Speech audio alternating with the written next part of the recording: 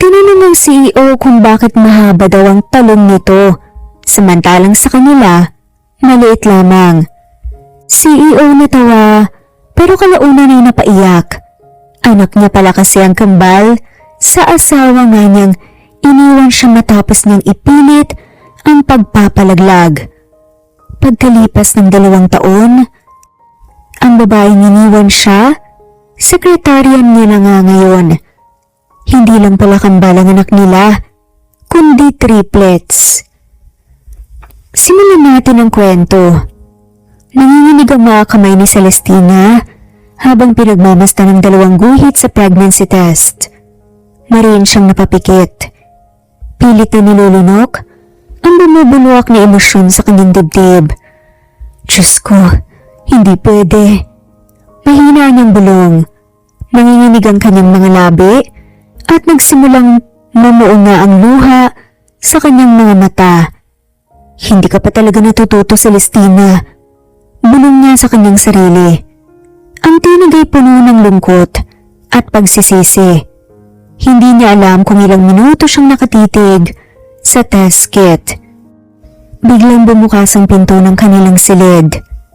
Dali-daling itinago niya ang pregnancy test sa kanyang likuran. Halos hindi siya makahinga.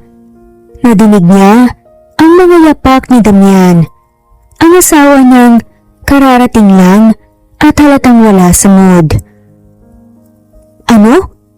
Inis na tanong nga ni Damian habang inaalis ang necktie at sinampay nga sa likod ng upuan. Hindi man lamang siya tinignan. Napalunok siya. Pinilit ni Celestina na ayusin ang sarili. Itago ang kaba at pigilan ang panginginig ng katawan. Dahan-dahan siyang lumapit at inilahad ng pregnancy test sa kanyang asawa. Buntis ako. Mahina niyang sabi. Tahimik na lumingon sa kanya si Damian. Walang emosyon sa kanyang muka habang tinitignan siya. Kinuha nito ang test kit at sinipat nga, sakay binalik sa kanya na tila walang halaga. Damian, may anak na naman tayo. Halos pabulong niyang ulit kasabay ng pagbatak ng luha sa kanyang mga mata. Unti-unting dumilo ng mga mata ni Damian. Marahas na umigting nga ang panga. Mukhang hindi ka na natuto. Alam mo na ang dapat gawin ni Celestina. Tulad ng dati. Malamig niya at matigas nitong sambit. Parang sampal sa kanya ang bawat salitang lumabas sa bibig ng asawa. Manlaki ang kanyang mga mata at halos hindi na nga niya makilala ang lalaking kaharap niya. Ano? Bakit mo ako tinuturuan na gawin yan, ha? Bakit mo ako tinuturuan na itapon ang buhay ng anak natin? Ng laman at kadugo mo. Ilang beses mo na ba akong pinilit na limutin ang nararamdaman ko? Para lang sa kaginhawaan mo? Hindi nga siya sinagot nito. Sa halip tinalikuran siya na parang wala siyang halaga.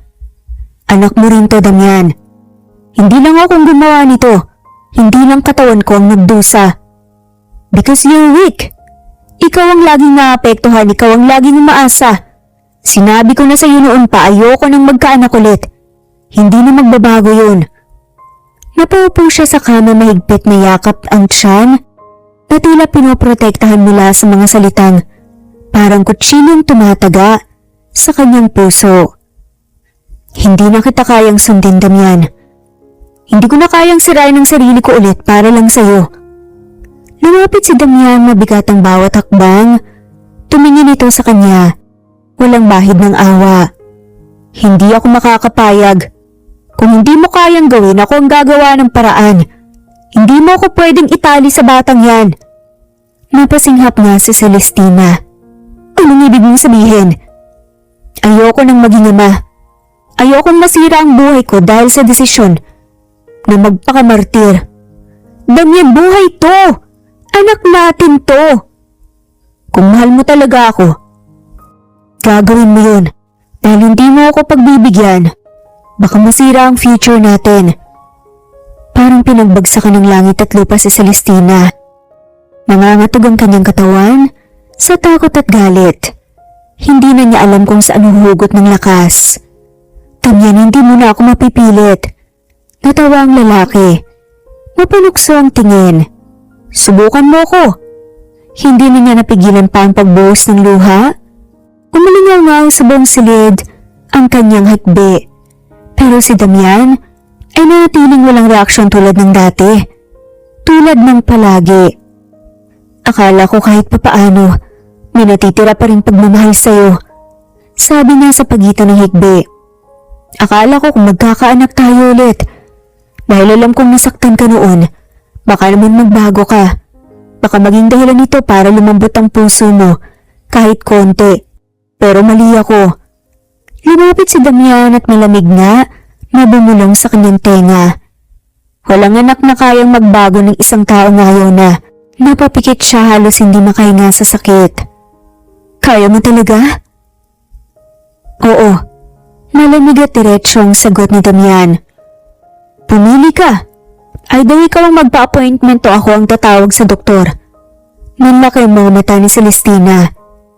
Hindi ako pwedeng maghintay sa drama mo. Kilala ko ang isang taong kayang tapusin yan. Walang tanong-tanong. Tumayo siya nanginginig man. May apoy na sa kanyang mga mata. Hulagya ka talaga? Sabi Celestina. Mas hayop ang hindi marunong sumunod sa usapan.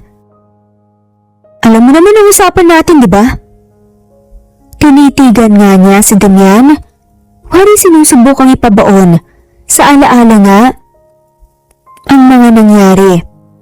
Sa gabing yun na habang mahimbing na natutulog ang kanyang asawa sa kama, maminsan naging pugad ng pangarap nilang dalawa. Tahimik na bumangon si Celestina. Ang bawat galaw niya ay maingat, parang takot makalikangan ng ingay. Tahimik ang paligid, tanging tik-tak nga ng orasan ang maririnig, kasabay ng mabagal ngunit malalim na paghinga ng lalaking natutulog sa kanyang likuran. Matagal siyang nakatayo sa gilid ng kama. Pinagmamasdan si Damian.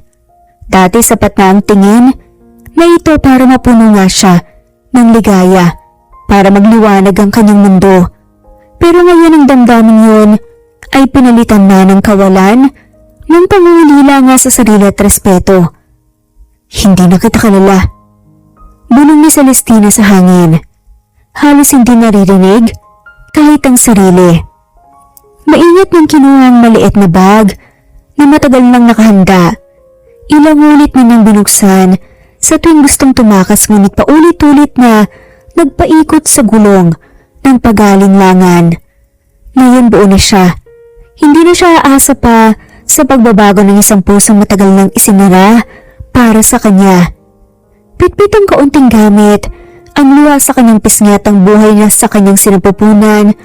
Tuluyan siyang lumabas sa kwarto.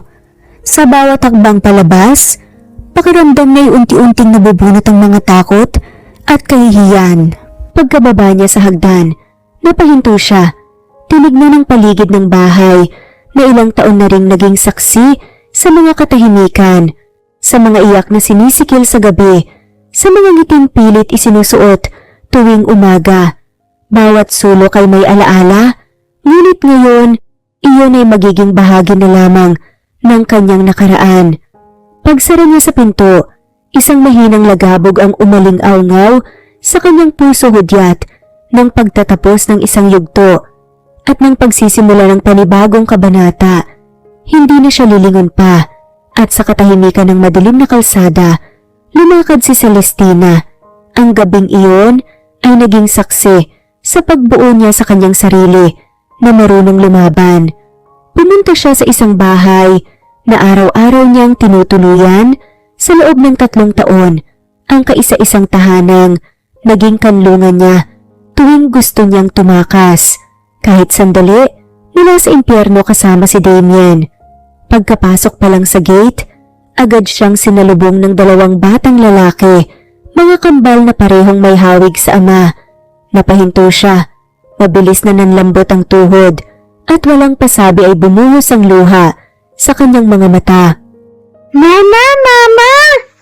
Sigaw pa nga ng kambal, habang tumatakbo palapit. Bakit po kayo umiiyak? Sad po ba kayo, Mama? Sigaw pa nga nila Kyra at Sian. Umiling siya. Pilit pinapawi ang luha habang niyayakap sila ng mahigpit. Tila sinasalo ang lakas mula sa yakap ng sariling mga anak. Hindi, masaya lang si Mama na makita kayo. Bulong pa nga niya. Ang hindi alam ng mga bata at ng marami ay palihim nilang silang pinalaking malayo sa kaalaman nga ni Damian.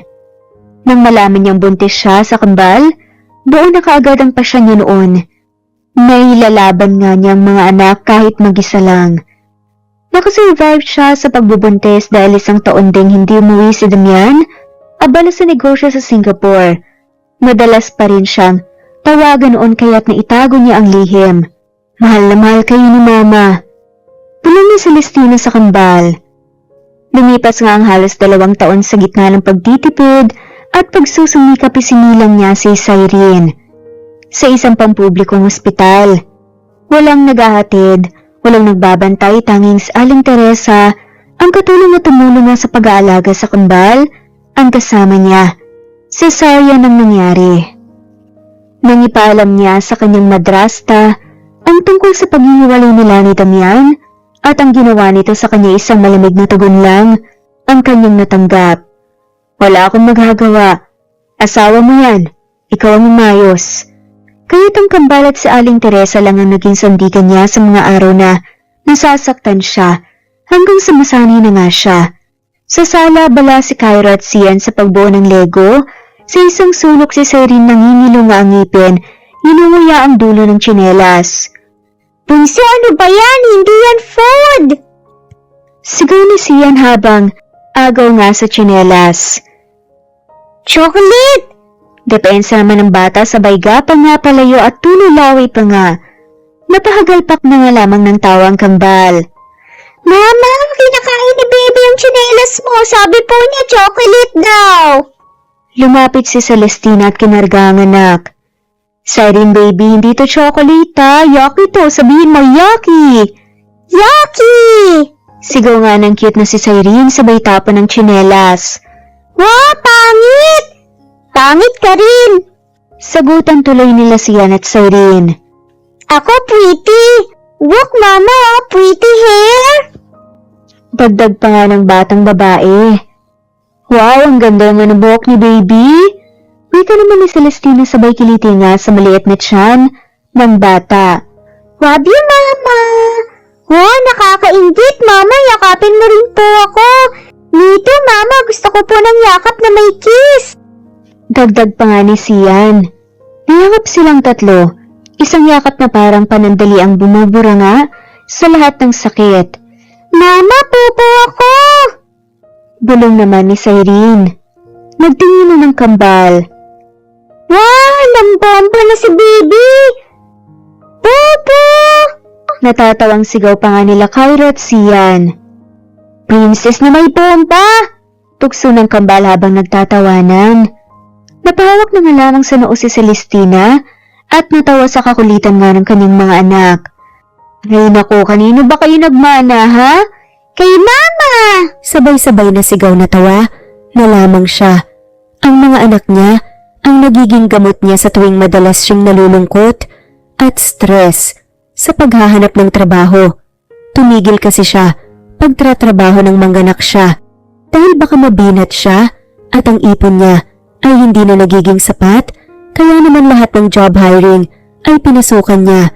Naghihuntay na lamang siya sa tawag ng mga ito hanggang sa nakatanggap siya ng email kagabi mula sa isang malaking kumpanya. Nakapasa raw siya sa unang screening at inaanyayahan para sa final interview.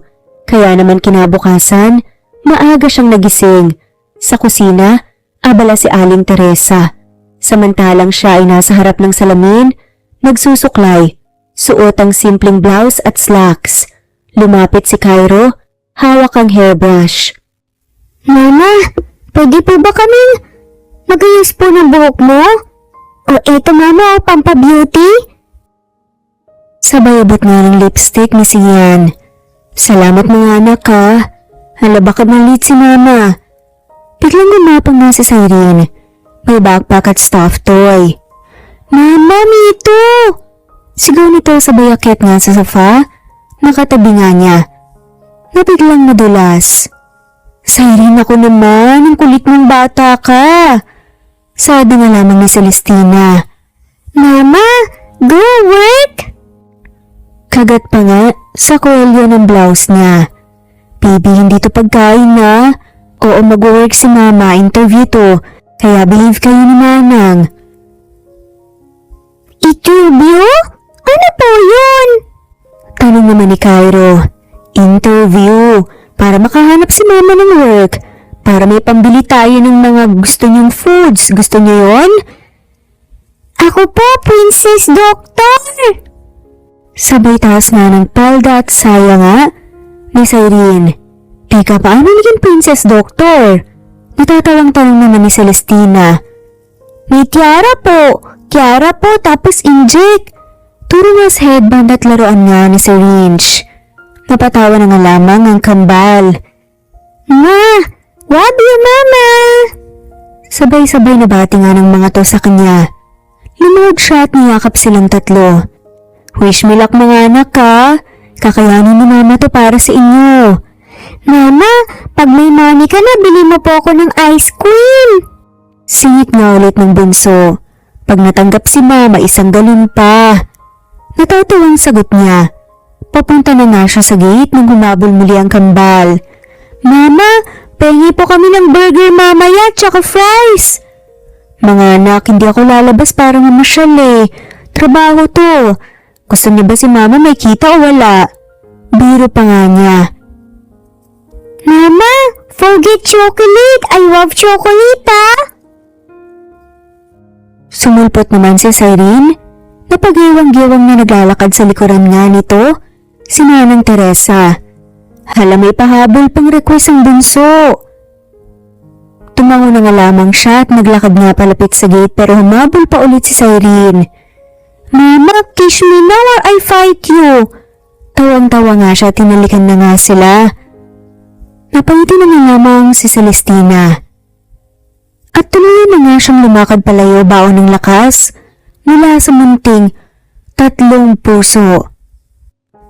Pagdating nga niya, sa glass building hindi mapigilan ni Celestina ang paminsan-minsang manginig ang kanyang palad. Kabado siyang pumasok sa elevator.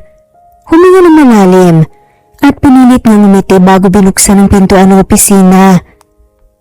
Good morning, I'm here for an interview. Naputo lang kanyang sasabihin. Parang binuhusan nga siya ng malamig na tubig. Nakaharap siya ngayon sa lalaking matagal na nga niyang iniiwasan. Walang iba, kundi ang dating niyang asawang si Damian. Nakatayo ito may hawak na tablet at kunot noo habang may kausap sa telepono. Ngunit nang mapatingin ito sa kanya, tila napatigil ang mundo. Nagkatitigan sila. Celestina? Mahinang sabi ni Damian. Halatang hindi makapaniwala. Damian? Napatras nga siya ng bahagya. Para siyang gustong tumakbo palabas. Anong ginagawa mo rito? Tanong ni Damian, halos pabulong pero ramdam ang tensyon sa tinig nito. May interview ako. Hindi to ang building ng company mo?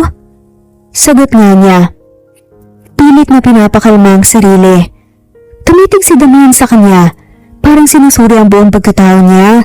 Bumaba ang tingin nito sa kanyang flat na tiyan bago muling tumingin sa mga mata niya. May gusto akong malaman. Kayo na. Seryosong sabi ni Damian. Nanginig ang kamay ni Celestina habang hawak ang kanyang bag. Paulit-ulit siyang lumunok. Siguradong sinuri nga ng mabuti ang mga kumpanyang ina-applyan niya. Sinigurong hindi niya muli makikitang lalaking to. Kaya, anong ginagawa ni Damian dito? Tila nabasa nga ni Damian ang iniisip niya. Binili ko na ang lahat ng shares ng kumpanyang to. I saved it from bankruptcy. In short, ako na ang bagong mayari. Siguro hindi lang na-update ng mga tauhan ko ang company name sa job hiring site. Malamig na paliwanag nito. Napaisip siya kung tatakbo na lang ba siya palabas o uupo sa isa sa mga upuan. Ngunit nang tumayo si Damian at lumapit, napatras siya ng kusa hanggang sa ang pader na ang nasa likod niya. So, kamusta? Mahina ngang saad niya. I'm here for the job at hindi para makapagkwentuhan. Matapang na sa adama ni Celestina. Just answer me. Napikon nga siya. Oo na. Nasagot ko na ang tanong mo, diba? Dahil kung hindi mo rin lang ako tatanggapin sa trabaho, alis na lang ako. Nanigas ang panga ni Damian. At dahan-dahang lumayo. Napatingin siya sa mga kamay nito na nakakuyom at halatang pinipigilan ng sarili. Sit down. Malamig na utos nga nito. Napabuntong hininga siya at tumapo. Hindi na nga siya muling tinignan ni Damian. Sa halip tumutok ito sa mga papeles na hawak, ngunit hindi may tatangging. Nanginginig ang kamay nito. Alam kong hindi ito ang tamang oras para ungkatin ang nakaraan, pero gusto ko na ng annulment.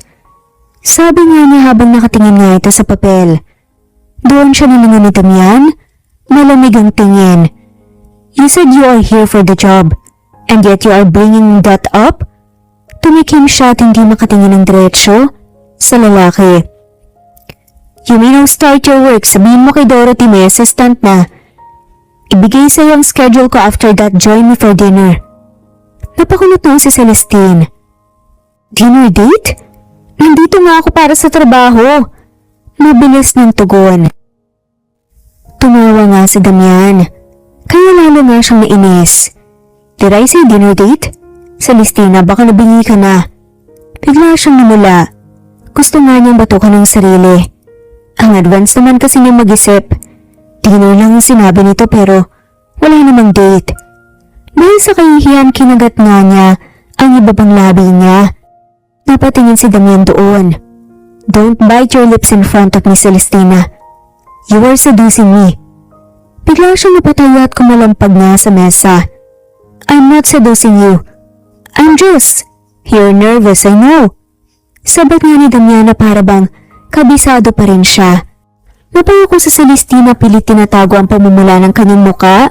Hindi niya alam kung galit ba siya, kinakabahan, o pinaglalaroan lang ang damdamin. Don't flatter yourself, Damian.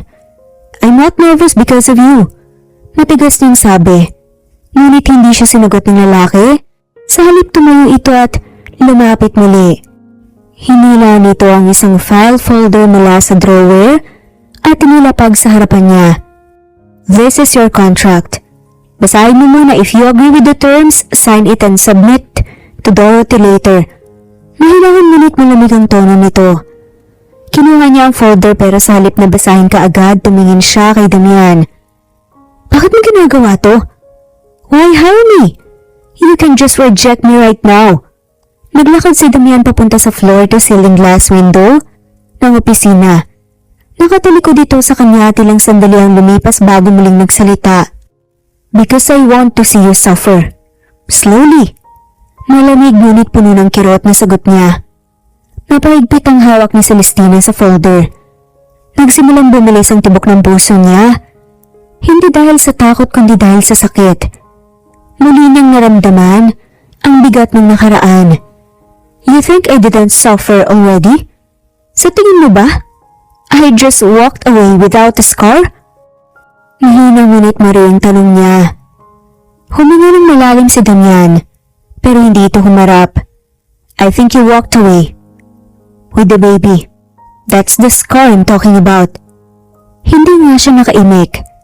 Gusto niyang sumigaw, gusto niyang sabihin ng totoo pero hindi pa nga siya handa. Hindi pa ngayon. I will sign the contract. If okay yung terms. Hindi ako pumunta dito para makipagbangayan sa'yo, Damian. Maya-maya pa humarap na nga ito sa kanya. Matagal siyang tinitigan. Wala na ang galit sa mga mata.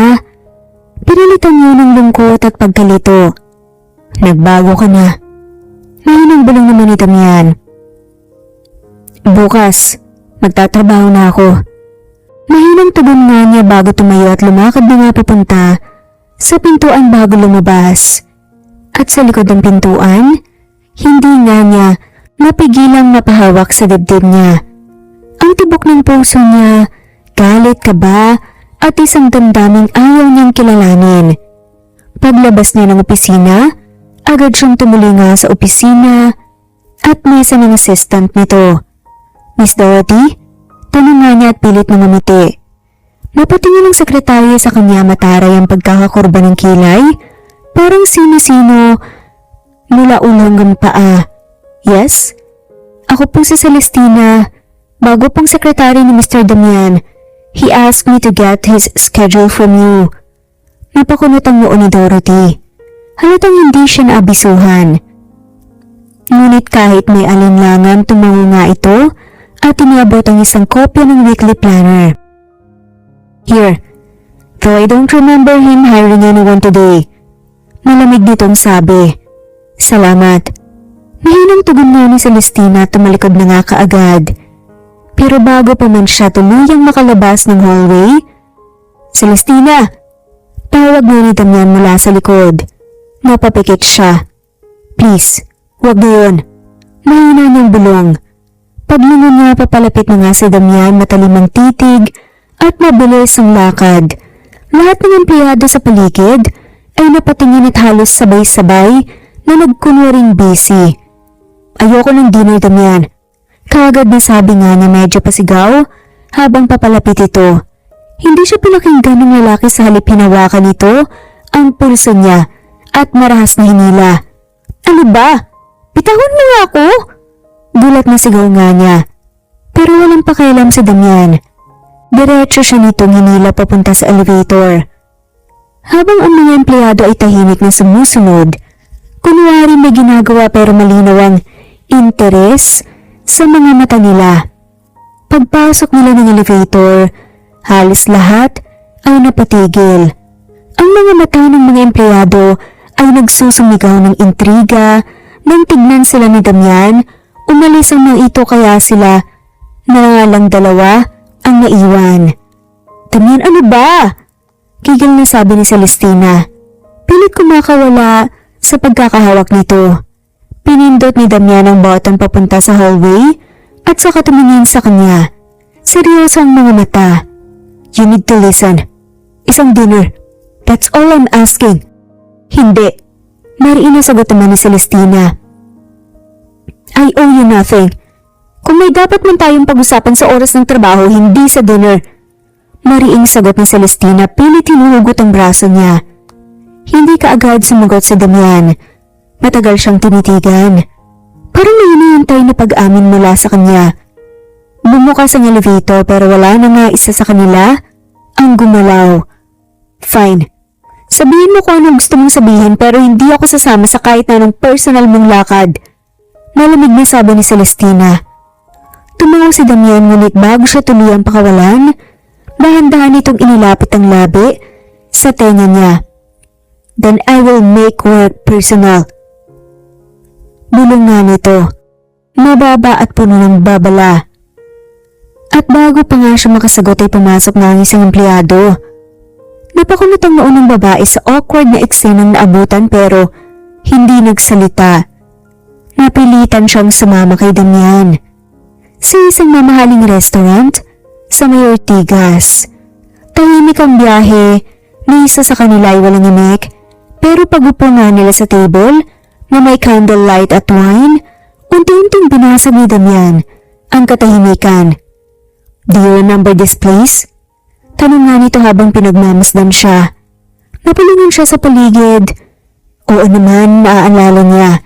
Ito lang naman ang restaurant kung saan siya dinala ni Damian noong anniversary nila. Tahimik siyang ngumiti. You booked this just to make me remember? No, I booked this hoping you'd feel it too. Maybe you still feel something. Napatingin siya kay Damian, hindi ito yung dating aroganteng lalaki. I never stop loving you, Celestina. Parang tumigil ang mundo sa mga salitang yon. Gusto nga niyang magsalita pero wala siyang masabi. Hindi niya alam kung anong mas nakakainis, ang narinig niya o ang nararamdaman niya. Pagkalipas ng maraming taon, pagkatapos ng ginawa ng lalaki sa kanya. Pagkatapos ng dinner, inalok na siyang ihatid ni Damian. Ihatid na kita. No thank you. Malamig niyang sabi habang tinatawagan ng driver ng taxi. Celestina, seryoso ako, it's not safe. Hawak nga ni Damian ang braso niya. I can take care of myself. Putol pa nga niya. Biglang tumunog ang cellphone ni Damian. I just need to take this call. Wait for me, okay? Sabi nito sabay tumalikod. Pero yun na ang pagkakataon ni Celestina. Agad siyang tumakbo papunta sa kalsada. Saktong may paparating na taxi kaya agad niyang pinara yun at sumakay. Please, mag-drive ka na. Hilingi sa driver habang hindi pa nga lumilingon pabalik. Pag-uwi niya sa bahay, umupo nga siya sa sofa. Pero biglang bumungad si Manang Teresa na karga nga si Cyrene na nakalabi. Tampururot ang mga bata. Umiiyak kasi hindi mo daw sila binila ng ice cream. Natatawang sabi naman ng matanda. Mami! Sabay-sabay na sigaw ng kambal. Sorry babies. Bukas promise bibili na tayo. Hapon pa ang pasok ko, sama kayo sa akin sa grocery ha. Masiglang sumagot naman ng kambal nang oo at dagdag na wala ang tampo at ganun din si Cyrene. Pagpasok nila sa loob ng kwarto, napabuntong hininga si Celestina. Sa dami ng nangyari, ang simpleng yakap ng mga anak niya ang tila nagpapanumbalik ng katahimikan sa puso niya. Ngunit habang nakatingin siya sa cellphone niya, nakita niyang may missed call sa isang unknown number. Hindi niya na kailangan usisain iyon, sigurado siya na si Damian iyon. Maagang nagising ang kambal, suot nito ang mga damit na binili niya ng isang araw. Paglabas nila ng bahay agad, na lumapit ang kambal sa magkabilang laylayan. Hindi niya pwedeng isama si Cyrene dahil conservative ito. Ayaw nito ang masyadong maingay at tao. Pagdating nila sa grocery, masigla ang kambal. Kumukuha ng candy, prutas at kung ano-ano pa. Nalingat lang siya saglit ay nawala ang kambal. Ganyang tinawag ang mga ito. Chian? Cairo? Pero wala silang tugon. Kinabahan siya at dali-daling inikot ang ilang aisles. Napansin niya ang isang guard na nakaturo sa direksyon ng restroom. Doon po sila ma'am, naiihiraw. Sabi nga ng guard. Napabuntong hininga siya. Nang papalapit na nga si Celestina sa restroom, bigla na lang niyang narinig ang familiar na boses. Tumigil sa paghuhugas ng kamay si Cairo at bagyang napanganga. Ang laki ng paa niya. Bulungan nito at si Sia naman nakatingin nga sa ibaba sa pagitan ng hita. Hala! At ang laki din ng turotot niya! Napatingin sila sa isa't isa at sabay nga na nagtawanan. Hindi nila alam na patingin na pala sa kanila ang lalaking pinagmamasdan nila. Hey little boys, nasaan ang mga magulang nyo? Wika nga ng lalaki sa bayo ko. Wala po, naiihilang po kami, mommy is shopping po. Mapait na napangiti nga ito nang mapagmasdan ng kambal, sobrang lakas ng kalabog ng kanyang dibdib. Okay. I will help you find her after. Lumapit si Sia na tinuro nga ang harapan ng lalaki. You have a long and massive turotot! Napasingap na nga lamang lalaki at napailing at napatawa. Sian, that's rude! But it's true, mas malaki kaysa sa atin. Bakit kaya? Bigla silang napatigil nang marinig niya ang boses ng Celestina. Kaya kumaripas na nga sila ng takbo palabas ng CR. Mami, may nakita kami sa CR! Sigaw nga ni Sian, habang mabilis na sumiksik nga sa ina. Ano bang nakita niyo? Mahinang tanong naman ni Celestina sa kambal. Pero bago pa nga sila makasagot, tumikhim ang lalaki at lumapit. Hi kids, I'm Damian. Kaibigan ako ng mami niyo. Pakilala nga nito habang bahagyang yumuko. Parang may sumabog nga sa ulirat ni Celestina. Nalaki ang mga mata niya at nanlilisik sa pagkagulat at inis. Tito Damian! Pag-uulit nga ng kambal habang nakatitig sa lalaki. Ngumiti naman si Damian pero may bakas nga ng galit sa kanyang mga mata. Mami, nakita namin yung tarotot niya! Bulalas pa nga ni Sian. Ano? Halos mapasigaw si Celestina. Tumango naman si Cairo. Bakit pa mas malaki yung turotot niya kaysa sa amin? Namula si Celestina, literal na gusto na nga niyang matunaw sa hiya. Si Damian naman ay napatawa. Boys will be boys.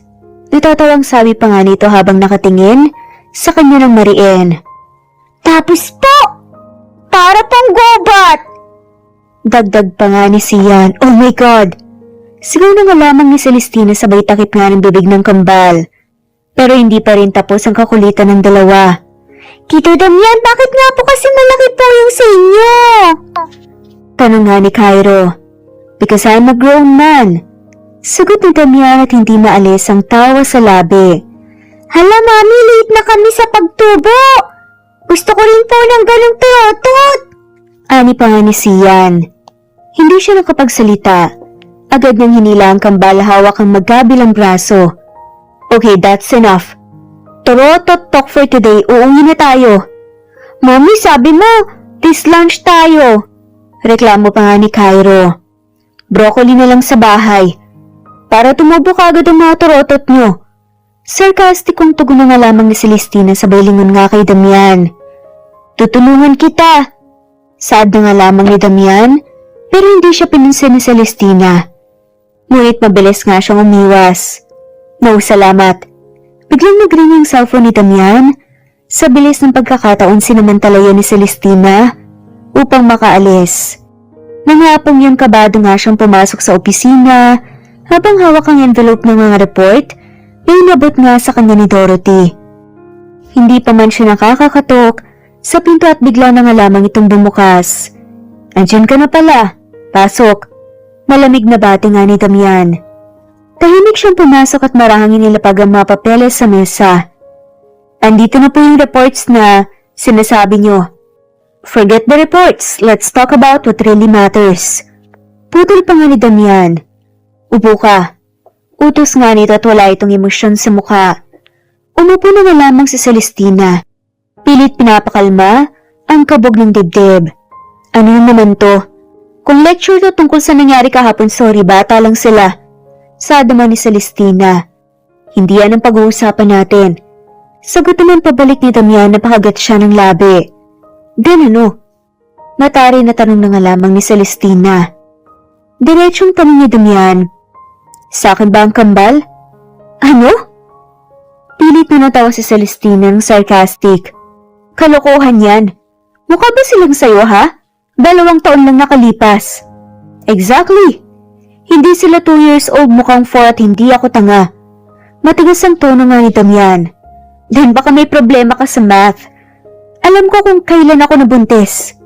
Kontra naman ni Celestina. Hindi mo alam ang sinasabi mo. Sad pa nga ni Celestina. Napangisi si Damian. Alam ko, Celestina. Nararamdaman ko. Hindi mo ako maloloko nang makita ko yung kambal kahapon, everything made sense. Anak ko sila. Tinago mo nang umalis ako papuntang Singapore. Yung kambal parehong lalaki pero yung pangatlo.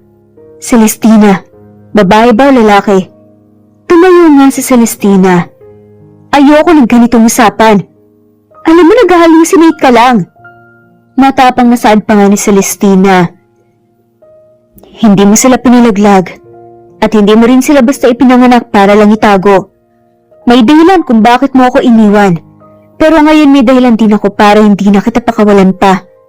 Bulong nga ni Damian. Napangisi na nga lamang si Celestina. Lumingon siya, galit na galit nga ang mga mata. Alam mo kung bakit ko sila tinago? Dahil wala akong tiwala sa'yo. Dahil inutusan mo akong ipalaglag sila. Kaya sa pangatlong pagkakataon na nabuntis ako, tumakas na ako lumayo sa'yo. Kaya ko iniisip ang madadaan mo ako sa pananakot, mali ka. Then prove me wrong. Magpa-DNA test tayo. Narisaad naman ni Damian. Nanigas ang katawan niya. Hindi siya sumagot. Tahimik siyang tumalikod at tuloy-tuloy na lumabas ng opisina. Pero habang naglalakad siya palayo, alam niyang hindi pa tapos si Damien. At siguradong kikilos ito para makita ang mga bata. Sa buong linggo, ginawa ni Celestina ang lahat para makaiwas sa usupan tungkol sa mga bata. Isang hapon, na-assign siyang i-review ang files na isinilid sa lumang bodega. Habang hawak ang mga papel mula kay Dorothy, nasalubong niya si Joseph, isang bagong empleyado sa logistics na magalang at maasahan. Pwede kitang tulungan dyan, ma'am. Alok nga ni Joseph sabay abot nga ng ilan sa mga papel. Salamat. Tipid ng ngiti niya. Sa loob ng bodega umakyat nga siya sa hagdang bakal para ilagay ang mga folder sa itaas ng shelf. Ngunit nadulas ang paa niya sa gilid, dahilan para mapahawak nga siya sa isang shelf. Agad nga siyang sinalo ni Joseph sa bewang mula sa ibaba ng hagdan. "Ma'am, dahan-dahan lang." Sabi ni Joseph, hawak pa rin siya para hindi tuloy ang mabuwal. At biglang pumasok si Damian na kanina pa nga siya hinahanap at dito nga siya natagpuan. Nakakunot ang noo at nanlilisik ang mga mata, nakapako ang tingin sa kamay ni Joseph na nakahawak pa rin sa bewang ni Celestina. Ang tensyon sa loob ng silid ay parang bomba sa pagitan nilang tatlo. "Nice!" Malamig na sabi na nga lamang ni Damian. "Sir!"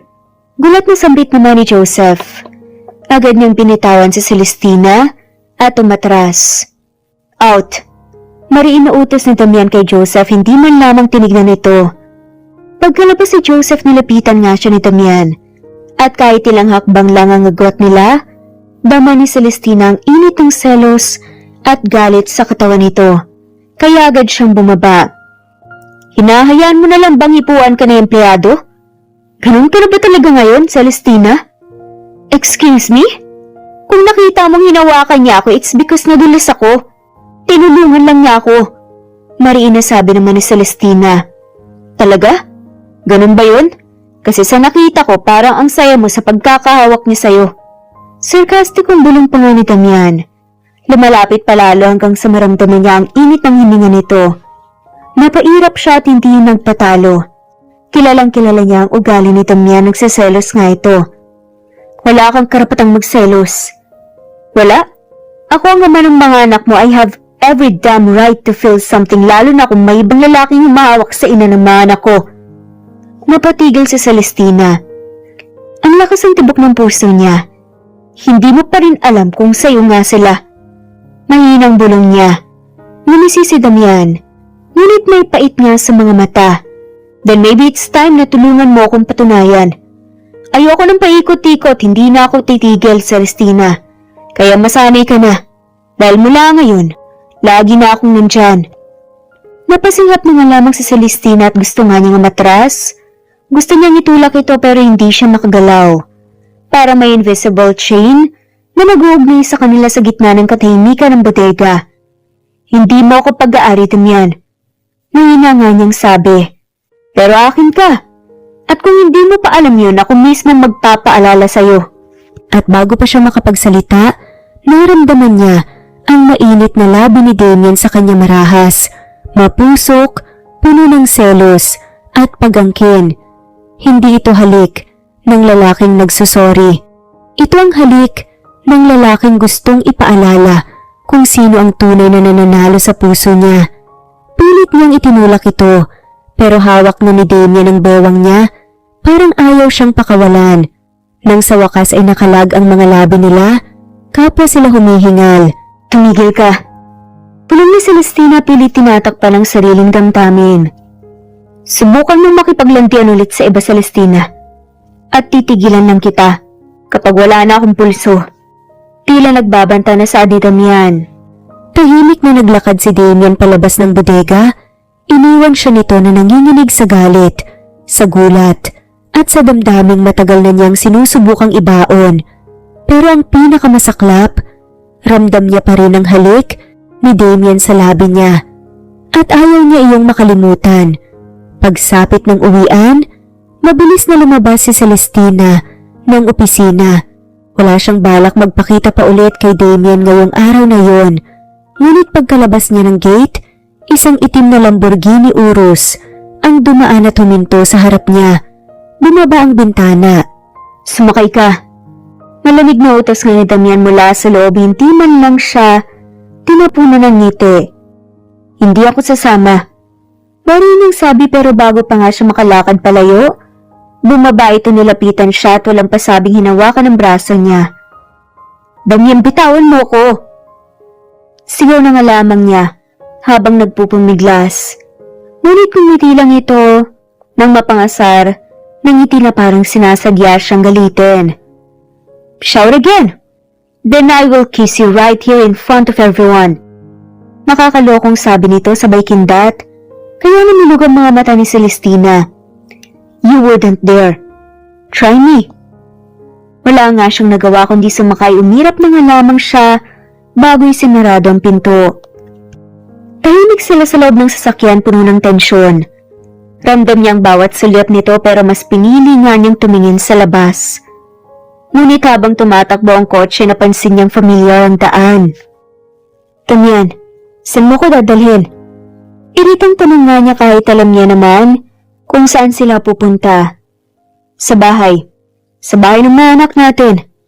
Ano bang pinagsasasabi mo? Nag-imbestiga ako, I told you na hindi mo ako matatakasan. Hindi siya nakapagsalita, nanginginig na ang dibdib niya sa kaba at galit. Nang matanaw nga ni Celestina ang bahay, bahagyang bumilis ang takbo ng kotse. Napansin niya agad ang pagbabago sa pagmamaneho ni Damian kaya napasinghap siya. Dahan-dahan lang. Mahinawan nga niyang sabi. Hindi siya sinagot ng lalaki. Hindi rin bumagal ang takbo. Sa halip, dire-diretso ito hanggang sa makaparada sa harap ng gate. Bumaba si Damian para pagbuksan siya ng pinto. Tahimik siyang lumabas. Sa bawat hakbang papasok sa bahay, ramdam ni Celestina ang paninikip ng dibdib. Kasunod niya si Damian, hindi nagsasalita. Pagbukas ng pinto, tumambad sa kanila ang mga bata. Si Cairo at Cian, na abala sa paglalaro ng Lego, ay agad na tumigil. Si Serene naman, nasa kandungan ni Aling Teresa, ay napatigil sa pagkagat sa laruan at napatingin sa kanila. Ma! Sabay na sigaw nga ng kambal at agad tumakbo papalapit. Sinigaw din nila ang kanilang tito Damian. Lumapit nga si Damian at bahagyang yumuko sa harapan nga ng mga bata. Kamusta kayo? Ayos naman po kami! Sabay na sagot nga ng kambal. Lumapit si Celestina at kinuha si Cyrene mula kay Aling Teresa. Manang bakihanda na po ang makakain. Wika niya. Tumungo ang matanda at umalis ng tahimik. Naiwan silang limang magkakasama sa sala. Napabuntong hininga muna bago hinarap ang kambal at maya-maya pa. Nagsalita siya. Naalala niyo noong tinanong niyo ako kung nasaan ang daddy niyo? Tumango ang kambal. Sabi ko wala pa pero mahal kayo. Pero gusto ko nang sabihin ng totoo. Panandali ang natahimik ang paligid. Hinalikan niya si Cyrene. Sa pisngi habang tuloy lang sa pagkagat ng laruan. Ang tito Damian niyo. Siya ang daddy niyo. Anya tinignan nga si Damian. Napatitig ang kambal kay Damian. Parang hindi ka agad nakaproseso. Si Tito Damian po? Tanong nga ni Cian. Tumango si Celestina. Oo. Tahimik ulit hanggang sa lumapit nga si Cian at niyakap ang lalaki. Sumunod si Cairo. Hi Daddy! Mahina pero malinaw ang bate. Hindi nagsalita si Damian, hinayaan niyang yakapin siya. Ng kambal, hawak pa rin ni Celestina sa Cyrene, nanonood lang. Walang nagsalita sa kanila. Sa huli si Celestina na rin ang bumasag ng katahimikan. O sige na, maglaro na muna kayo habang hinihintay ang pagkain. Agad na tumakbo ang kambal, pabalik sa sahig para balikan ang kanilang Lego. Tahimik na sumunod si Damian at umupo rin sa sahig. Si Cyrene naman, pilit bumababa mula sa upuan, kaya dahan-dahan siyang inalalayan ni Celestina pababa. Sa kahinayaang sumama sa magkapatid, abala ang kambal sa pagtatayo ng kung anong estruktura habang si Damian ay buong tiyagang tinutulungan si Serene na ikabit ang makukulay na piraso. Tumatawa si Serene sa tuwing nagkakamali ito. Tahimik lamang si Celestina sa isang gilid. Hindi man siya makangiti, hindi niya maiwasang mapansin kung gaano kasaya ang mga anak niya. Tinapunan siya ng tingin ni Damian. Bahagyang ngumiti ito. Umirap siya, saka agad tumingin sa ibang direksyon. Pilit tinatago ang kakaibang pintig ng damdamin. Narinig niyang muling humalakhak ang kambal. Nang dumating ang pagkain, Sunod-sunod ang tanong ng kambal kay Damien habang sabay-sabay silang kumakain. Matapos iyon, muling bumalik ang tatlong bata sa paglalaro kasama pa rin si Damien. Tawanan, kantiyawan at maingay na tunog ng Lego ang muling bumalot sa paligid. Si Siren, kahit bulol pa, ay todo ang tawa habang masiglang nagtuturo kung anong piraso ang gusto niyang ipatayo sa kanyang ama. Halos hindi mapantayan ang saya sa mga mata ng mga bata. Napabuntong hininga si Celestina habang nanatiling tahimik sa isang sulok. Walang paalam siyang tumayo at nagtungo sa kusina kung saan abala si Manang Teresa sa pag-aayos ng pinagkainan. "Manang, ako na po dyan." Alok nga niya habang lalapit nga sa lababo. "Tulungan na lang kita." Sagot ang mga matanda, sabay abot nga ng baso. Tahimik silang naghugas ng pinggan, ngunit ilang sandali lang ang lumipas. Si Manang Teresa na nga rin ang bumasag sa katahimikan. "Anak, ano ba talaga ang balak mo? Nandito na naman ang mga bata. Alam mo, kahit matandaan na ako, hindi ako bulag sa kung paano siya tumingin sa'yo." Napahinto si Celestina. Nakatingin lamang siya sa tubig na umaagos sa kanyang mga kamay. Hindi siya kaagad nakasagot. "Alam niyo po, Manang, akala ko tapos na ang bahagi ng buhay ko kay Damian. 2 taon na po ang lumipas, akala ko hindi na kami muling magkikita pa eh. At pagtatagpuin ng tadhana. Pero nagkamali ako." Tumigil nga sa pagkilos ang matanda. Tahimik na nakikinig. Pero ngayon bigla siyang nandito. Bigla siyang gustong bumalik. At hindi ko alam kung anong gagawin ko, hindi ko alam kung kaya ko pa. "Bakit naman?" "May anak po kaming nauna. 5 taon lang po siyang binigay sa amin ng Diyos. Kaso nawala siya. At mula noon hindi ko na nakita si Damian na katulad ng dati. Parang lagi na siyang umiiwas, nagagalit. At parang natrauma na po siya. Kaya nung nalaman ng buntis ulit ako, ang sabi niya, ipalaglag ko na lang daw. Alam ko na nasaktan siya dahil umasa siya sa unang anak namin. Kaya inintindi ko siya at hindi iniwan. Hanggang sa hindi ko na nakayanan." Puno ng luha ang mga mata ni Celestina. "Kaya kung tinatanong niyo po kung anong balak ko, hindi ko talaga alam eh. Dahil kahit anong sigaw ng puso ko, may parte pa rin sa akin ng takot. Masakit pa rin. At hindi ko alam kung kaya ko pa siyang pagkatiwalaan, kahit mahal ko pa rin siya." Hinawakan naman ng Teresa ang kanyang kamay at marahang pinisil. "Hindi mo kailangan magdesisyon ngayon, anak. Basta't siguraduhin mong kapag pinili mong magtiwala ulit, handa ka ring masaktan at higit sa lahat handa kang lumaban." Tahimik siyang tumango. Pagkatapos ay bumalik siya sa sala, pinupunasan ng mga basang kamay sa tuwalyang nakasabit sa kanyang baywang.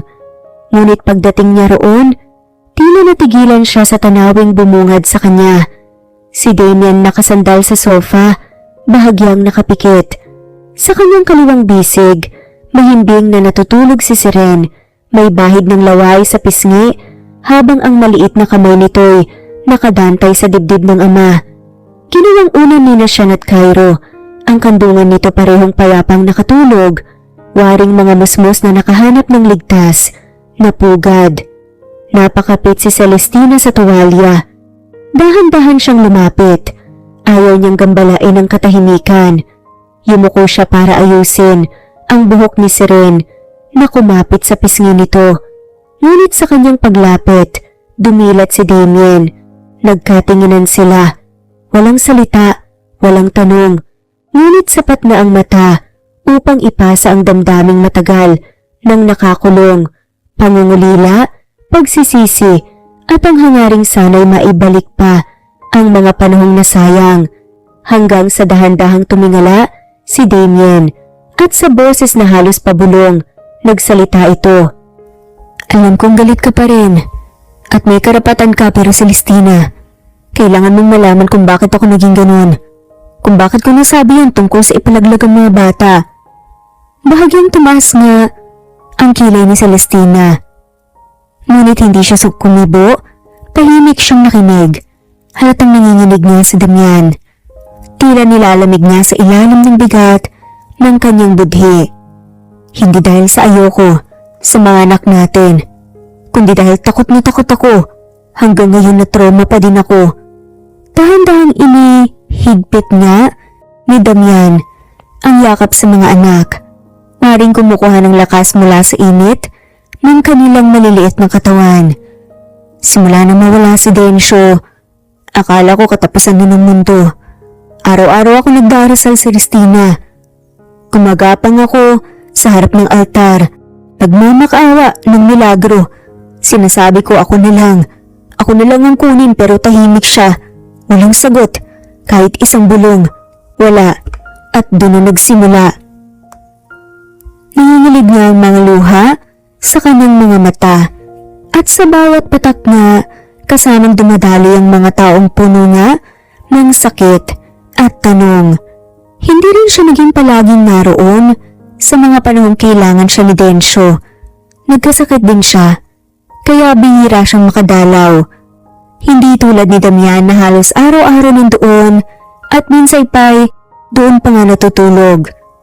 At habang pinagmamasdan ko si Densyo sa ospital, habang nilalamon siya ng mga tubo, habang pilit niyang hinihilang hininga mula sa langit, wala akong magawa. Anak ko siya, dugot laman ko, pero wala akong magawa kundi hawakan siya habang unti-unti siyang inaagaw sa akin ng kamatayan. Napapikit na nga lamang si Damian. Tuluyang tumulo ang luha sa pisngi nito. Sa mismong bisig ko siya namatay. Ako ang huling nakita niya. Ako ang huling ninitaan niya. At nang ngiting yun, alam kong napagod na siya.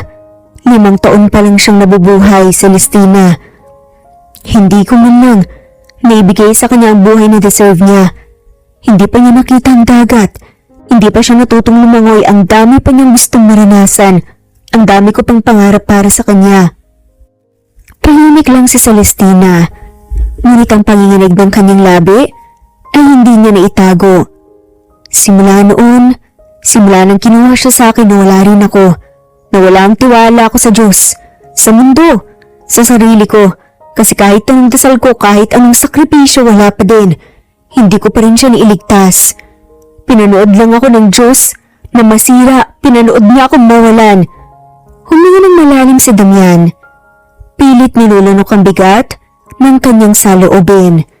Kaya nung nalaman kong buntis ko ulit, parang hindi ko na kinaya pa. Ang unang naisip ko, paano kung maulit-ulit? Paano kung kunin na naman siya? Paano kung mahalin ko pero hindi ko rin siya maprotektahan? Ayokong masaksihan ulit yun. Na unti-unting pagkamatay ng sarili kong anak habang wala akong magawa kundi manalangin sa Diyos na hindi naman kailanman sumagot. Tahimik ang sandaling sumunod. Wala kundi ang banayad na hininga ng mga bata. Walang muwang sa sugat ng nakaraan. Tumingin si Celestina sa mga anak, sa kanyang mga mata. Naroon ang luha, hindi lang para sa sakit kundi sa pag-unawa. Sa wakas na uunawaan nga niya ang lalim ng sugat ng dibdib ni Damian. Hindi ko alam, Damian. Tumawa si Damian. Hindi siya humingi ng kapatawaran, hindi siya umasa, pero nasabi na niya. Nabuksan na nga niya ang sugat. Gusto ko lang bumawi, kahit na sa maliit na paraan lang. Gusto ko lang makasama sila, kahit hindi mo pa ako mapatawad, kahit hindi pa ngayon. Walang sinagot sa Celestina. Dahan-dahan siyang umupo sa sahig, sa tabi ng sofa, at tumingin sa mga bata at humilig nga siya sa gilid. Tahimik, pilit nga na hinahanap ang kapayapaan sa puso. Kinabukasan, hindi nga siya nakatulog ng maayos. Tahimik siyang bumangon. Isa-isa niyang inayos ang kumot ng mga bata. Si Cyrene mahigpit nga, mayakap ang lumang stuffed toy. Si Sian at Cairo, magkayakap pa nga sa iisang unang parehong kunot niya ang noo. Kahit tulog, napangiti siya ng bahagya. Ilang sandali pa nagising nga ang kambal. Mama, anong oras na po? Tanong nga ni Cairo habang kinukusot niya ang mata. Umaga na, bangon na kayo. Mama, nasan si Daddy? Dagdag pa nga ni Sian habang tumatayo. Wala pa siya anak, maaga pa. Eh di ba sabi niya kagabi mag-i-stay na siya? Reklamo pa nga ni Cairo. Nagtinginan ng kambal. Sabay pa nga silang napakunot noo. Siya ba yung nagbuhat sa atin kagabi? Akala ko, panaginip lang yun. Feeling ko si Daddy nga yun. Sabat pa nga ni Cairo, sabay talon nga pabalik sa kama. Kumapang si Cyrene papunta sa kanya. Namumungay pa ang mga mata, pero inaabot na kagad ang braso ni Celestina. Kinuha niya kagad ang bunso at kinandong. Andito si Mama, baby, mamaya pa si Daddy. Toy? Tanong na ulit ni Cyrene sabay nguso. Napangiti siya. Mamaya na baby ha, kain na muna tayo, huwag munang toy. Mabilis niyang naihain nga ang agahan na sinangag, pritong itlog at mainit na gatas para sa tatlo. Masiglang nagkwentuhan ng kambal habang kumakain. Nanaginip ako kagabi, may dinosaur si Daddy. Sabi nga ni Sian habang nakangapat, may kanin nga sa bibig. Ha? Dinosaur si Daddy, sumakay siya? Hindi, ginawa niyang pet, may wings pa. Bulalas pa nga ng makukulit na kambal. Napailing si Celestina habang pinagmamasdan ng kambal. Si Seren naman, tahimik lang sa gilid. Dahan-dahang sumusubo gamit ang maliit na kutsara.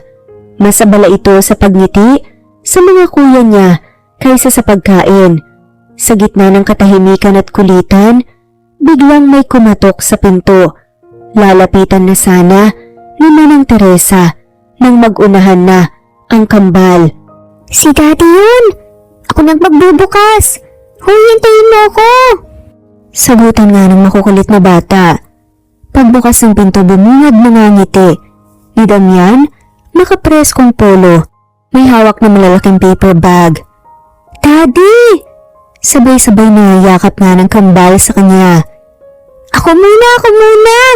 May dala ka po bang chocolate, Toy? Napangiti si Damian, sabay-sabay nga buhat sa dalawa. Oo naman, lahat ng yun pero mamaya na yan. Kain na muna kayo. Napalingon si Celestina. Napansin niyang bumaba si Cyrene mula sa kanyang kandungan, pag-iwang-iwang pa at nakataas nga ang dalawang kamay. Lumuhod nga si Damian at sinalubong nga ang anak. Pinuhat niya si Cyrene, sabay abot nga ng maliit na plush toy. Good morning, princess. Manatiling nakaupo si Celestina. Hawak pa rin ang kutsara at tinanong ni Damian. Masyadong maaga, diba? Dapat mga ganitong oras nasa trabaho ka. Sumimangot ito sa kaunirap nga ng bahagya. You are on leave. 5 days. Napatigil nga si Celestina. Ano? 5 days? Ako ang boss, diba? Gusto ko lang bumawi. Makasama kayo mag-relax. Gusto mo beach? Naputo lang ngiti ni Damien. May aninong dumaan sa mata nito. Naalala niya agad si Densyo. Nangako siya sa bata na kapag gumaling na ito ay pupunta sila doon, ngunit hindi nangyari. Kaya naman ay babawi siya ng sobra-sobra sa kambal at kay Seren. Natahimik si Celestina. Kinagat niya ang labi, pinilit pigilan ng luha. Kahit siya, hindi pa rin tanggap ang pagkawala ng una nilang anak. Hanggang ngayon, tanong pa rin sa kanya kung bakit ganon kabilis ang lahat. Tatangi na sana siya nang tumakbo ang kambal na kasunod din si Cyrene na pagyewang-gewang papunta sa kwarto upang ihanda ang susuotin nila. Ngiting-ngiti naman si Manang sa tabi niya. Napalabi na lamang si Celestina habang pinipigilang mapangiti. Maya-maya, naramdaman niyang umupo si Damien sa tabi niya. Iniwan na sila ng matanda upang tulungan ang mga bata. Nagulat siya nang dumampi ang kamay ni Damien sa gilid ng kanyang labi. Nakangiti ito. Makalat ka pa rin kumain. Saad nga ni Damian. Pasensya na. Nauutang naman yung sagot sa bibilis nga ng kain at naiilang. Bigla siyang nailang kay Damien gaya noong nililigawan pa lang siya nito. Noon, sanay siyang palagi siyang tinititigan nito. Sinusundan ng mga sulyap at biro. Pero nang mag-asawa na sila, tila unti-unting nawala ang mga iyon. At ngayon, matapos ang 2 taon ng pagkawalay nila, naramdaman niyang bumalik ang dating kilig at hiya. Maya-maya pa ay humilig si Damian sa balikat niya. Ang mainit nitong hininga ay tumama sa gilid ng leeg niya. Isang braso ang mahigpit na pumulupot sa kanyang bewang. Napapikit siya sa gulat, lalo na nang marinig ang mahinang bulong nito. "Don't wear bikini. I hate that." Napakunot ang noon niya at dahan-dahan na minulat nga ang mga mata. "Beach yun, diba? Kaya natural na swimsuit or bikini ang susuotin ko." "I'm serious." Bumaba ang boses ni Damian, mababa at halos paungol. "I don't want anyone else looking at you like that.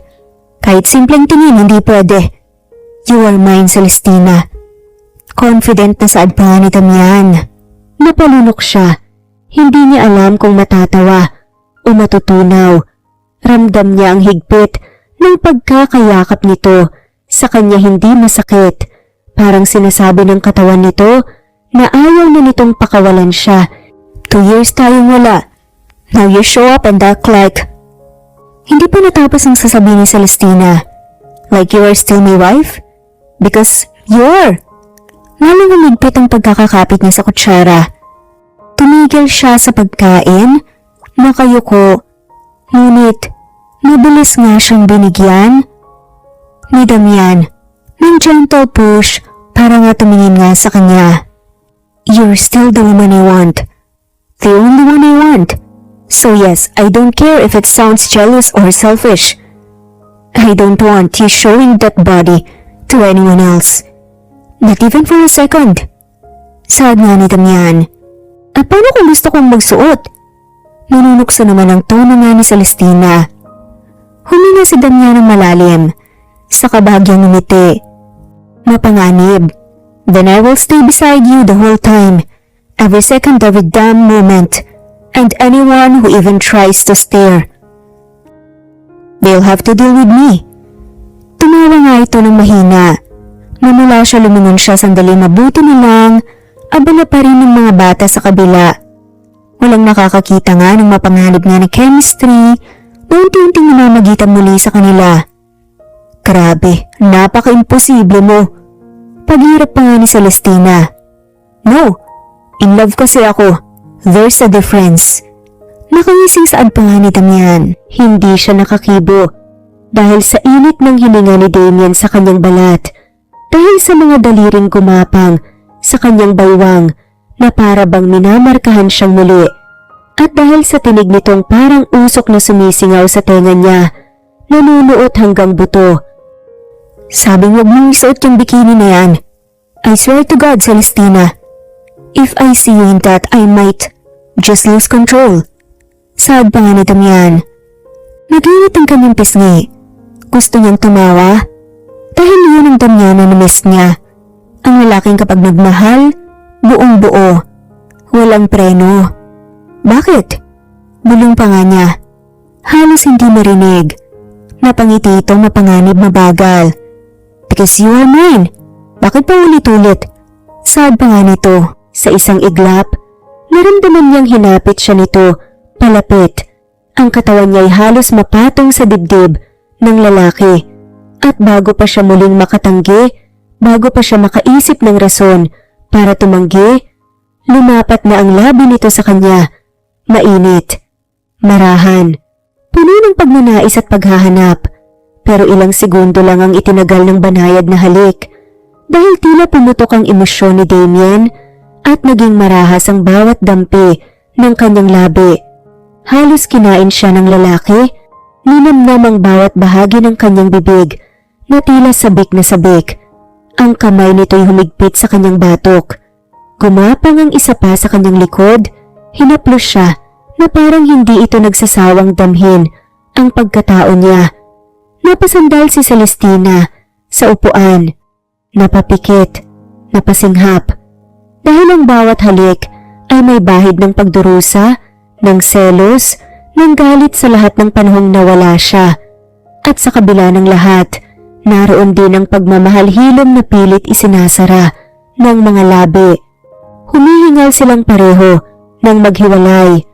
Nanatili ang noo ni Damian na nakadikit sa kanya, habang ang kamay nito ay hindi pa rin bumibitaw sa kanyang balakang. You still taste like home. Bulong nga nito, napapikit siya. Ayaw nang aminin pero totoo. Bago pa nga siya tuluyang matunaw, may sigaw mula sa labas. Mama! Naiwan ko po yung toys ko! Agad silang napahiwalay. Napatayo siya, tinakpan ng labi, pulang-pula ang pisngi.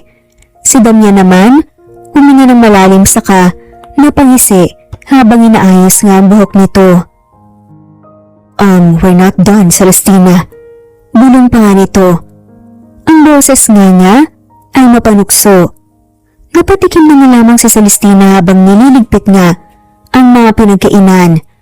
Tutulungan pa nga sana siya ni Damian, pero tinulak na nga niya ito papasok sa kwarto upang asikasuhin nga ang mga bata. Doon ka na, ako na dito. Mahinahong sabi naman niya.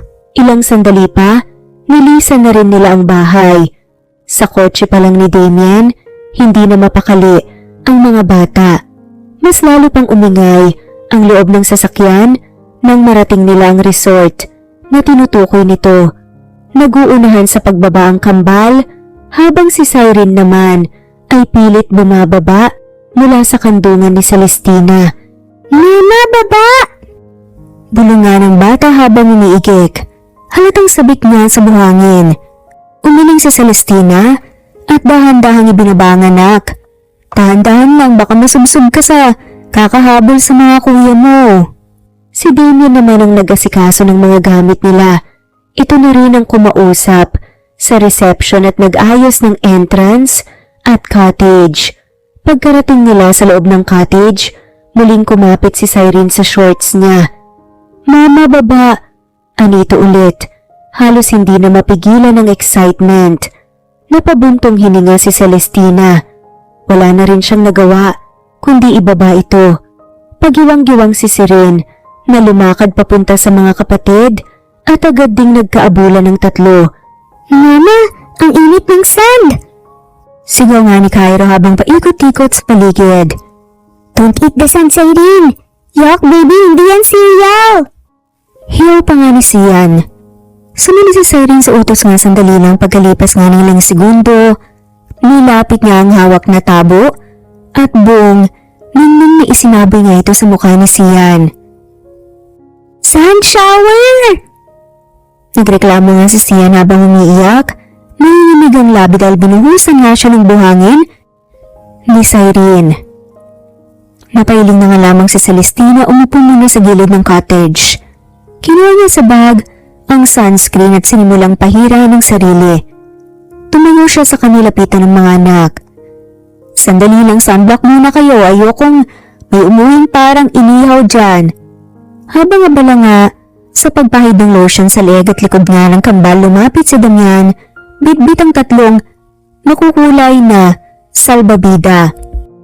Oh, eto na ang floaters ng tatlong pasaway. Anito sa bayabot nga ng malamig na buko juice sa kanya. Buko juice, mami! Sigaw nga ni Cairo. Para sa akin yan! Counter naman ni Sian. Hindi nga, ako ang binuhat ni daddy kagabi. Ako ang favorite. Balik pa nga ni Cairo. Ngayon ay nakikipagagawan na. Sinabi pa nga ni Cyrene na siya daw ang favorite. Napangiti si Damian. Saka binuhat nga si Cyrene. Ikaw ang queen. O kaya princess. Sila lang ang mga knights.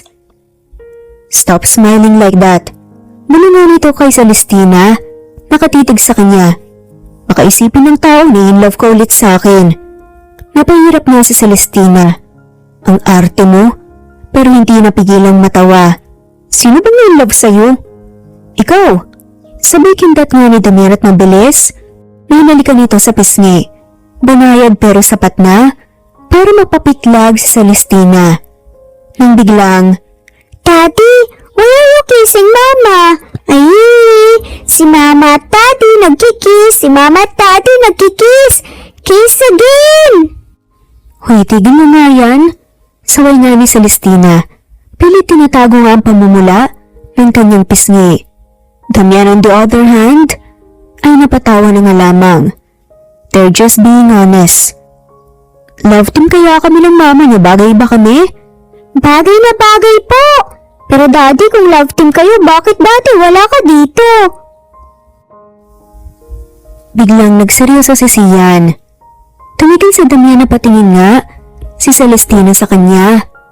Bahagyang natigilan sa tanong ng anak.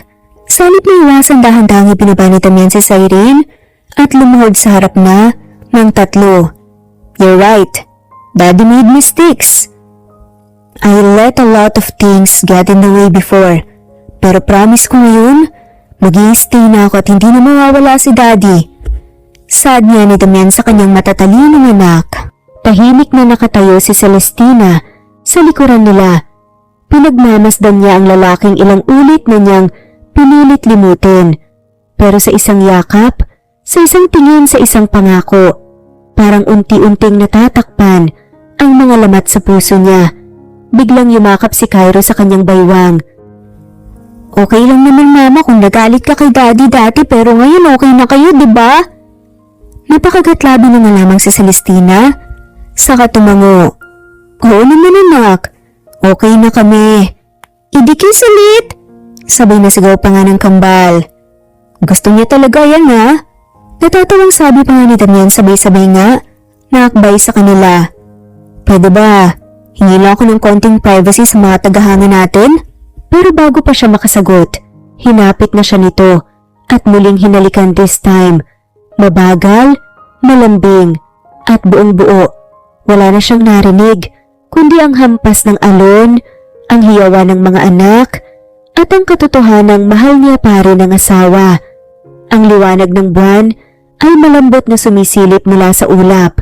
Sa loob ng kwarto, sa silid na may mga kurtinang sumasayaw sa hangin, tanging ang mahihinang buntong hininga ni Celestina at ang mabigat na paghinga ni Damian ang maririnig. Nakahiga si Celestina sa kama, suot ang puting night dress na manipis at basa pa ng kaunti mula sa shower.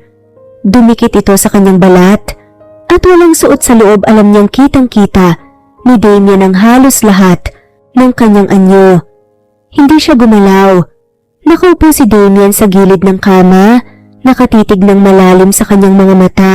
You're so beautiful, Celestina. Punong pa nga ni Damian, napakagatlabi si Celestina. Hindi mapakali ang buong katawan niya. Nakatitig siya rito, sa mga mata, sa bibig, sa hubog ng dibdib na bahagyang sumisilip mula sa bahagyang bukas na polo. Parang hindi siya makapili kung saan titingin. Tumungo si Damian. Marahang hinalikan niya ang leeg ni Celestina. Hindi lang kita tinitignan. Anas nga nito habang muling tumimpi ang mga labi sa balat niya. Pababa sa collarbone nito, sabay sabing, ikaw lang talaga ang gusto kong uwian. Napasinghap si Celestina. Pinikit niya ang mga mata, humigpit ang pagkakahawak sa bedsheet. Pinakikiramdaman niya ang bawat dampi ng labi ni Damian sa kanyang balat. Nang umangat si Damian at hinila siyang paupo, hindi na siya tumutol. Naupo siya sa kandungan nito, magkaharap. Tumikit ang mga katawan nila. Ang natitirang tela ng night dress ay tila sa gabal na lang sa pagitan nila. Nagkatinginan silang walang imik. Muling nagtagpo ang kanilang mga labi. Hinagod ni Damian ang likod ni Celestina. Paakyat. Si Celestina naman ay napakapit sa batok nito. Hinahatak siya palapit. Sabihin mo lang kung ayaw mo. Pulong nga ni Damian, sandaling naghiwalay nga ang labi. Titigil ako. Hindi siya sumagot. Tiningnan niya lang ito, saka muling hinalikan ng mas mariin. Kasama pa ang mahinang ungol. Wala nang dapat sabihin pa. Gumapang pababa sa baywang ni Celestina ang mga kamay ni Damian. Saka sinapo ang kanyang mga hita. Kinabig siya palapit. Unti-unting dumulas ang tela ng night dress, pataas habang hinuhubad ito. Nang tuluyang maalis ang night dress, tumambad kay Damian ang katawan ni Celestina. Tiningnan niya ito ng tahimik, saka dumampi ng halik sa balikat, sa leeg, pababa sa gitna ng dibdib. Napasinghap ulit si Celestina. Tumagilid ang ulo niya, saka pumikit. Hinayaan niyang damhin ang bawat galaw ni Damian. Nang alisin ni Damian ang kanyang saplot at pinatong siya muli sa kama, Pinukan niya ang mga hita. Hinila niya si Damien papalapit. Ramdam ang tigas nito sa pagitan nila. Nang pumasok ito, mabagal at pantay ang galaw. Hindi na kailangang sabihin kung ano ang nararamdaman niya. Ang katawan niya na ang nagsalita, ang haplos ng kamay sa likod nito, ang pagkagat ng labi, ang paghigpit ng yakap. Celeste, ungol ni Damian habang dahan-dahan gumagalaw. Mababaw sa una sa kaunti-unting lumalim. Namiss kita. Hindi sumagot si Celestina. Tiningnan lang niya ito sa kahinaplos ang pisngi ng lalaki. Makalipas ang ilang araw mula noong muling nagtagpo ang kanilang mga katawan, magkahawak kamay na muling tinahak ni na Celestina at Damien ang daan pabalik sa kanilang tahanan kasama ang mga bata. Pero para kay Celestina, hindi ito simpleng pagbabalik. It felt different this time. Hindi na ito ang bahay na iniwan nila noon. Hindi ito pagbabalik sa nakaraan. This was the start of something new. A new version of themselves. A family reassembled from pieces once shattered. Tahimik ang paligid. Walang ingay kundi ang mga yapak nila sa daanan at ang mahinang ihip ng hangin. Damien held her hand tighter as they stepped into the garden. The flowers, those that used to be dry and dying, were now blooming again in soft pinks, vibrant reds, and gentle yellows. Parang milagro. Parang sila ni Damien muntik nang mamatay, pero bumangon ulit. With scars, yes, but alive. Tahimik silang pumasok sa maliit na kapilya sa loob ng mansion. It was the same chapel na minsan nilang pinuntahan noon para humingi ng milagro, pero ngayon, iba na. Damien wasn't here to plead. He was here to surrender. Lumuhod si Damien sa harap ng altar. Sa pagyuko niya, nakita ni Celestina ang lalaking minahal niya noon. Panginoon, mahinang wika nga ni Damian na halos pabulong. Nagkamali ako. Iniwan ko ang babaeng ipinagkalob mo sa akin. Nasaktan ko siya. Pinili kong tumakbo sa halip na harapin ang takot ko. Pero ngayon nandito ako humihingi na sa pagkakataon para mahalin siya ng tama. Para hindi na muling talikuran ng pamilyang minsan kong pinabayaan. Diyos ko, kung naririnig mo ko, patawad po sa lahat. Nanginig na nga lamang siya. Lumapit nga siya kay Celestina. Hindi lang si Densyo ang kinuha mo, pati po ako. Kaya malaman kong buntis ulit si Celestina, natakot ako. Bigla siyang lumuhod. Nang biglang, Daddy, wag ka na sad. Pag sad ka, sad din po ako. Napangiti si Damian ng mapait. I'm sorry, Princess. Daddy's not sad. Gusto ko lang mag-sorry kay Lord. Mabait po si Papa God. Sure po kung pakikinggan ka niya. Oo nga po, Daddy. Sad nga ni Sian at Cairo. Parang naluluha nga si Celestina. Lumuhod nga siya sa harapan nga ng lalaki at saka inilagay ang kanyang magkabilang kamay sa pisngi nito. Damian, gusto ko rin humingi ng sorry. Hindi ko rin naman talaga naiintindihan yung pinagdaanan mo. I was so caught up in my own pain na hindi ko man lang natanong kung kamusta ka o okay ka pa ba. Umiling si Damian. No, Celestina. Ako ang may kasalanan.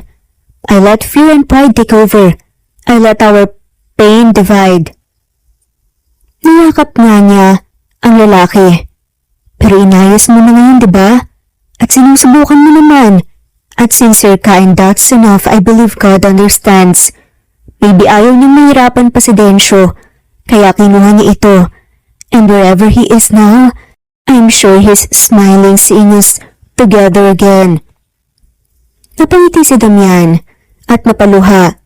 Minsan ang tunay na lakas hindi yun nasusukat sa tibay ng pananalig mo noon, kundi sa tapang mo na maniwala ulit kahit minsan kang iniwan.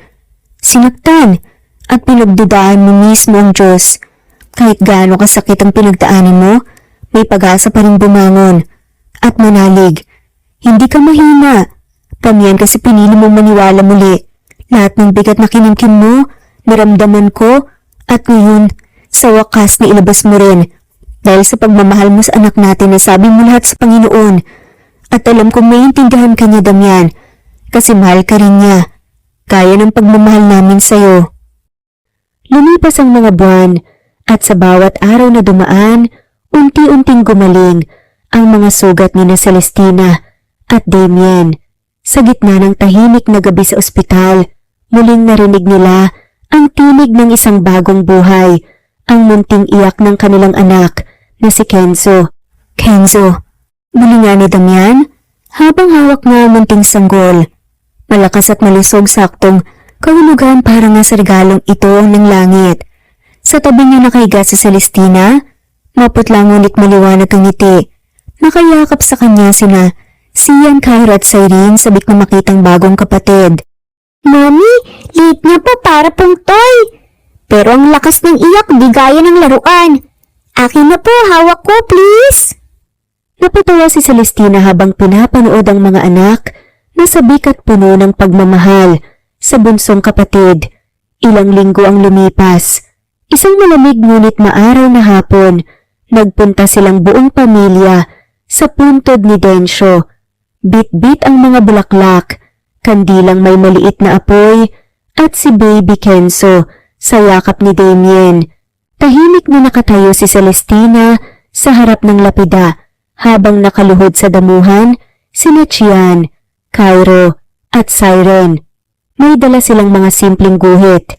Habang nagdarasal si Celestina, biglang dumapo ang isang puting anghel na ibon sa mismong ibabaw ng puntod. Nag-unat si Kenzo, saka napahagikik. Isang tunog na parang pamilyar sa lahat. Napatingin si Celestina kay Damien, sabay ngiti. Nararamdaman mo yun? Tanong nga ni Celestina. Oo, parang may yakap mula sa langit. Tahimik na yumakap si Damian kay Celestina habang si Cyrene, Sian at Cairo ay masayang pinagmamasdan ng puting ibon. Minsan, ang mga nawawala ay bumabalik hindi para muling makasama, kundi para ipaalala na hindi ka kailanman mag-iisa. At sa sandaling yan alam na nga ni Celestina, hindi perpekto ang kanilang istorya, pero totoo yun. And they had the chance to write the next chapters together with love, truth, and this time with no more running away. Kaya naman wala silang pinagsisihan na pinili nga nila muli ang isa't isa. At nangako muli sila sa isa't isa sa kanilang renewal of vows na hindi na nga nila tatakbuhan pa ang problema o ang kanilang mga pagsubok na pinagdaraanan dahil mas pinatatag na sila ngayon ng pagsubok, ng kanilang pagmamahal at ng kanilang cute na mga anak.